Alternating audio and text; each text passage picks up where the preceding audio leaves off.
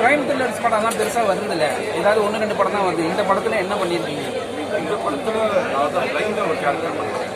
அது எந்த ஒரு ரெஃபரன்ஸ் இல்லாமல் ஒரு இண்டிவிஜுவலாக என்னோட அண்டர்ஸ்டாண்டிங் ஒன்று பண்ணியிருக்கேன். பார்த்தவங்க எல்லாருமே நல்லா இருக்குன்றாங்க. நீங்கள் ஆடியன்ஸ் நீங்கள் எல்லாருமே பார்த்து அந்த படத்தை அப்ரிஷியேட் பண்ணும்போது எனக்கு அது ஒரு முழுமையான ஒரு சந்தோஷம் இருக்கும். இந்த படம் வந்து எவ்வளோ படங்கள் பண்ணியிருந்தாலும் இந்த படத்துக்கு அந்த ஆக்ஷன் சீக்வன்ஸில் நான் எடுத்த எஃபோர்ட் வந்து ரொம்ப அதிகம். அந்த படம் பார்க்கும்போது உங்களுக்கு தெரியும் நான் என்ன சொல்கிறேன். எல்லாருமே வந்து படத்தை ஒரு பாசிட்டிவாக ஒரு எனர்ஜியோட வந்து படத்தை பாருங்க. இந்த மாதிரி ஒரு த்ரில்லர் ஃபிலிம் வந்து 2 டிஃப்ரெண்ட் பர்ஸ்பெக்டிவ்ஸில் சொல்கிறேன்.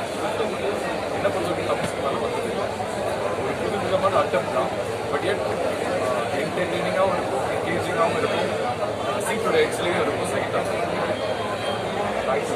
தேங்க்யூ.